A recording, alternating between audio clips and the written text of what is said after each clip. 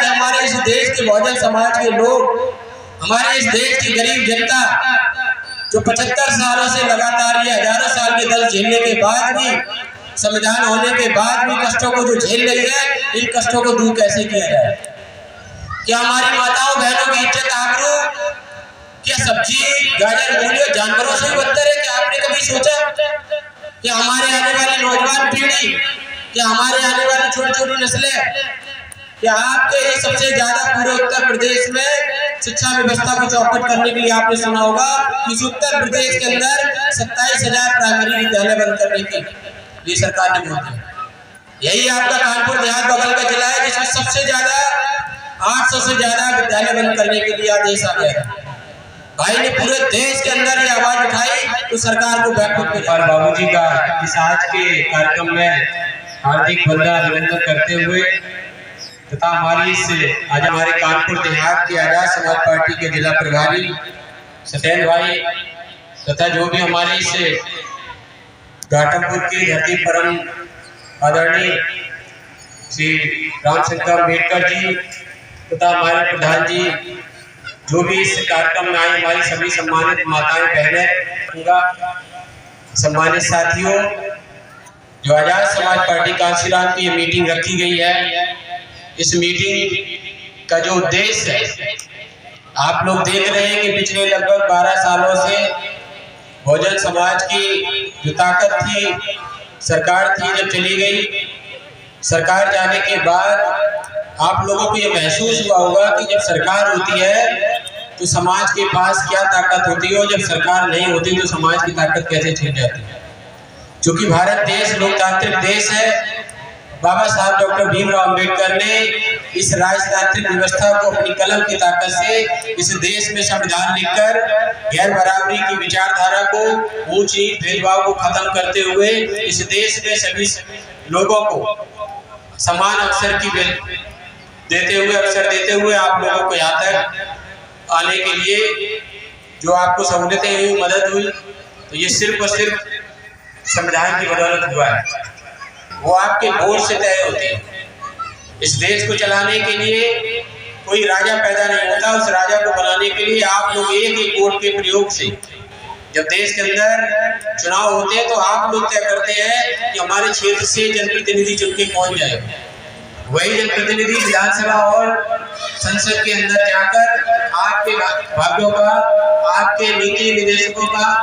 आपके कार्यों का, आपके विकास के लिए, आपके बच्चों की पढ़ाई के लिए, आपके लोगों की चिकित्सा के लिए क्या कदम उठाने चाहिए, उसकी नीतियां बनाता है। सम्मानित साथियों, लगातार आप देश में देख रहे हैं कि 10 सालों से ज्यादा इस भारत की केंद्र सरकार में भारतीय जनता पार्टी की सरकार चल रही है। बहुजन समाज के लोगों को झूठे वादे करके, झूठे सपने दिखाकर हमारे लोगों की वोट को ले जाकर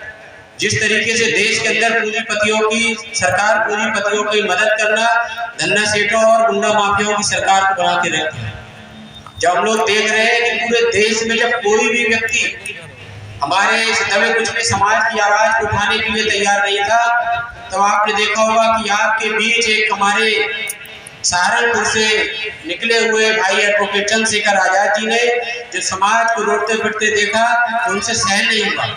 तो उन्होंने कहा कि सरकार हो या ना हो, इस देश में लोकतंत्र है और लोकतंत्र में लोगों की ताकत ज्यादा होती है। तो जब वो चुने हुए नहीं थे तो उन्होंने लोगों के बीच जाकर बाबा साहब डॉक्टर भीमराव अंबेडकर के दिए गए संविधान की ताकत को बताते हुए,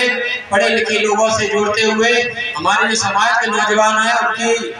एक ऐसी सेना तैयार की, एक ऐसा संगठन बनाया जो आज पूरे देश में, पूरी दुनिया के अंदर भीम आर्मी भारत एकता मिशन के रूप में जाना जाता है।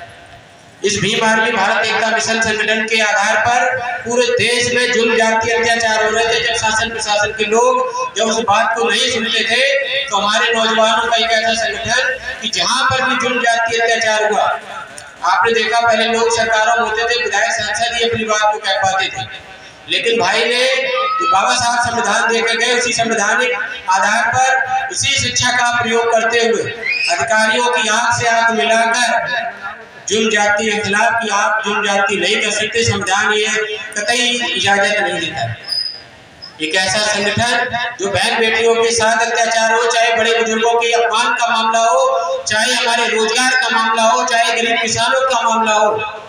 जहां पर भी अत्याचार हुआ वहां पे सिर्फ और सिर्फ एक ही आवाज गूंजेगी और एक ही संगठन के लोग जाते हैं, वो भीम आर्मी आजाद समाज पार्टी और भाई एडवोकेट चंद्रशेखर आजाद के अलावा कोई नहीं दिखाई दिया। आप लोगों ने देखा कि 70 साल के बाद 2024 के अंदर जब सदन में गए तो बाहर तो बहुत जय भीम के नारे लगते थे, लेकिन सदन के अंदर अगर आपने पहली बार जय भीम लोगों को ताय का नारा देखा हो, और हम ये बात 2017 से कहना शुरू किए थे कि अगर हमारा एक नेता, एक अम्बेडकरवादी, सच्चा अम्बेडकरवादी अगर सदन के अंदर पहुंच गया तो उन सैकड़ों पे भारी पड़ेगा। आप किसी को शक है क्या एक चंद्रशेखर आजाद उन सैकड़ों नाकारा लोगों से भारी नहीं है क्या? ये ताकत बाबा साहब डॉक्टर भीमराव अम्बेडकर के संविधान की है, ये ताकत हमारे महापुरुषों के दिए गए सम्मान और स्वाभिमान के जीवन की है। अगर आप लोग चाहें, अगर एक चंद्रशेखर आजाद इस देश के अंदर इतना परिवर्तन कर सकता है तो लाखों करोड़ों लोग जो भीम आर्मी आजाद समाज पार्टी के द्वारा तैयार किए जा रहे हैं, जब ये तैयार हो जाएंगे तो आपको कहीं शक लगता है कि जुन जाति हो सकती है क्या? किसी अधिकारी में इतनी ताकत है जो हमारे लोगों के साथ, जो लोग जुन जाति करने वाले लोग हैं, क्या उनके साथ खड़े होकर आपके साथ अन्याय करने वाले लोगों के साथ खड़ा हो सकता है?